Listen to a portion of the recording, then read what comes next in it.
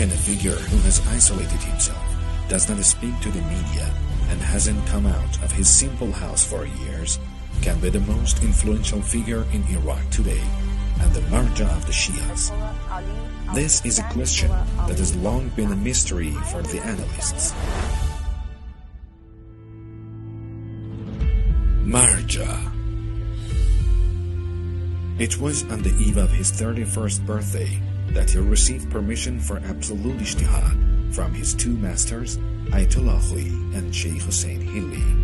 Ayatollah Hui owned a wide network of agencies and scientific centers, which after his demise were trusted to Ayatollah Sistani, and thus he found a special place among Shia communities. Over the years, he has taken no steps to gain more power. Furthermore, he has opposed the formation of a movement in his name by his supporters, banning the installation of his images on pulpits and public places, and the naming of complexes, schools, and hospitals after him. To a question in this regard, he has replied, "I do not like this and I would never agree to it." In the religious and ethnic diversity of Iraq and its complex political geography, he never favored any party or group and always maintained his independence of opinion and action. It was this independence from parties and governments, along with his simple management structure and transparent financial transactions, that enabled Ayatollah Sistani to stand by the people and support them by taking a strong stand against corruption, economic problems, and political havocs. Perhaps the most important element of his political ideology is the power of the public opinion in Iraqi politics.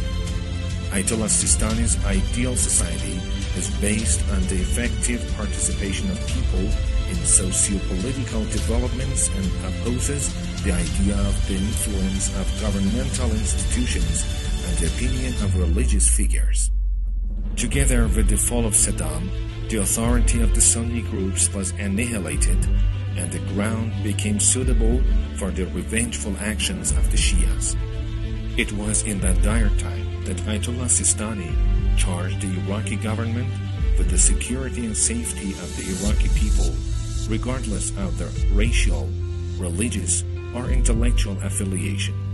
He stated that the peaceful dialogue and coexistence between Shias and Sunnis was the only solution to the disputes. For many years, the American troops were deployed in Iraq.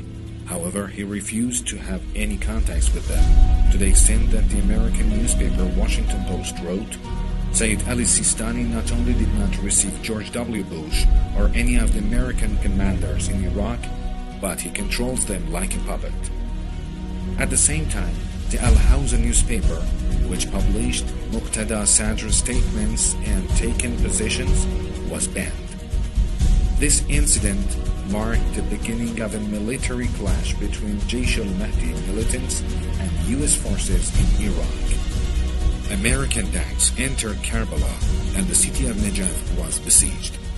The militants of Jaish al-Mahdi made their stand in the holy shrine of Imam Ali, peace be upon him, and therefore the conflicts reached the shrine. The shrine received some damages and many of the militants and civilians were killed. The Americans and the Iraqi government were unable to resolve the crisis. Eventually, with the mediation of Ayatollah Sistani and the peaceful resolution of the issue, this dispute ended and he was given the managing responsibility of the Shrine of Najaf and the Kufa Mosque.